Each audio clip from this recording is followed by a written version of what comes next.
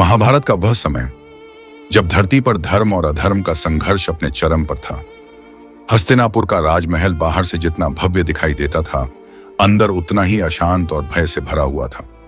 उस दिन राजसभा सजी हुई थी। सिंहासन पर अंधे राजा धृतराष्ट्र विराजमान थे। उनके आसपास भीष्म पितामह, गुरु द्रोण, कृपाचार्य और अनेक महान योद्धा बैठे थे। लेकिन उस सभा में एक अजीब सी चुप्पी थी, जैसे हर किसी को आने वाले तूफान का आभास हो। जुए का खेल समाप्त हो चुका था और धर्मराज कहलाने वाले युधिष्ठिर सब कुछ हार चुके थे। अपना राज्य, अपना धन, अपने भाई और अंत में अपनी प्रिय पत्नी द्रौपदी। यह सुनते ही सभा में हलचल मच गई। लेकिन दुर्योधन के चेहरे पर एक क्रूर मुस्कान फैल गई। उसने अपने घमंड में डूबे स्वर में कहा, अब द्रौपदी भी हमारी दासी है। दुशासन, जाओ, उसे सभा में ले आओ। कुछ ही क्षणों बाद दुशासन द्रौपदी को उसके कक्ष से बालों से पकड़कर घसीटता हुआ सभा में ले आया। चेहरे पर अपमान और पीड़ा साफ झलक रही थी, लेकिन उसकी आंखों में अब भी आत्मसम्मान की ज्वाला जल रही थी। सभा के बीच खड़ी होकर द्रौपदी ने कांपती लेकिन दृढ़ आवाज में कहा, हे सभासदों, आप सब धर्म के ज्ञाता हैं। बताइए, क्या युधिष्ठिर को पहले स्वयं को हारने के बाद मुझे दांव पर लगाने का अधिकार था? उसका प्रश्न गूंजता रहा, लेकिन पूरी सभा मौन रही। भीष्म पितामह ने सिर झुका लिया।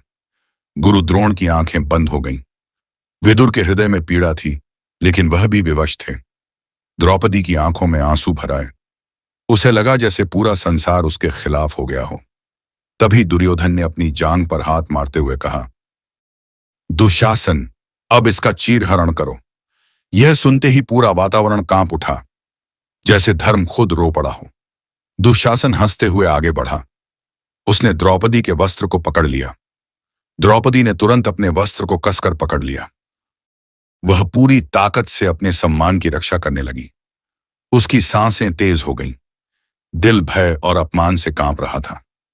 वह पुकार उठी, हे भीष्म पितामह, क्या आप यह सब होते देखेंगे? हे गुरु द्रोण, क्या यह धर्म है? लेकिन हर ओर सिर्फ खामोशी थी। अब द्रौपदी की शक्ति जवाब देने लगी। उसके हाथ धीरे धीरे ढीले पड़ने लगे। उसने अंतिम बार चारों ओर देखा और समझ गई, अब इस संसार में उसका कोई सहारा नहीं है। तभी उसके भीतर कुछ बदल गया। उसने अपनी आंखें बंद कर लीं और अपने दोनों हाथ आकाश की ओर उठा दिए। उसकी आवाज अब कांप नहीं रही थी, बल्कि पूरी श्रद्धा और समर्पण से भरी थी। हे श्री कृष्ण, हे मेरे सखा, अब मैं आपकी शरण में हूं।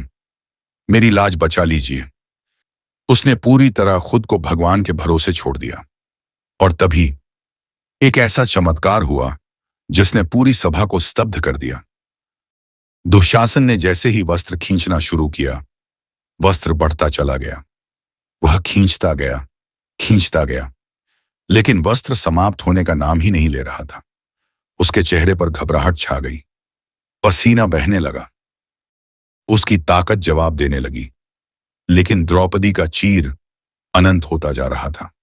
सभा में बैठे सभी लोग यह दृश्य देखकर हैरान रह गए। भीष्म पितामह की आंखों में आंसू आ गए। गुरु द्रोण स्तब्ध रह गए। दुर्योधन की हंसी गायब हो चुकी थी। अब उसके चेहरे पर भय स्पष्ट दिखाई दे रहा था। यह कोई साधारण घटना नहीं थी। यह स्वयं श्री कृष्ण की कृपा थी।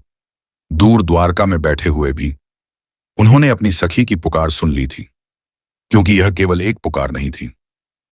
यह पूर्ण समर्पण था, एक ऐसा विश्वास जिसमें कोई शंका नहीं थी। दुशासन अब पूरी तरह थक चुका था। उसके हाथ कांपने लगे और अंत में वह जमीन पर गिर पड़ा। लेकिन द्रौपदी अब भी उसी सम्मान और गरिमा के साथ खड़ी थी। उसके वस्त्र वैसे ही थे जैसे पहले थे। धीरे धीरे उसने अपनी आंखें खोली। अब उसके चेहरे पर डर नहीं था, बल्कि एक दिव्य शांति थी। उसे समझ आ चुका था, जब इंसान अपनी सारी शक्ति छोड़कर भगवान को याद करता है, तब भगवान स्वयं उसकी रक्षा करने आते हैं।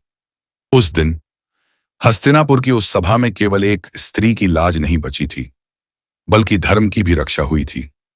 और उसी क्षण से यह कथा अमर हो गई। सच्चे मन से की गई पुकार कभी व्यर्थ नहीं जाती। और जो पूरी श्रद्धा से भगवान को पुकारता है, भगवान उसके लिए किसी भी रूप में प्रकट हो जाते हैं। इसलिए जब भी जीवन में अंधेरा छा जाए, जब कोई सहारा नजर ना आए, तो बस एक बार सच्चे दिल से पुकारो, हे श्री कृष्ण, क्योंकि वह अपने भक्त को कभी अकेला नहीं छोड़ते।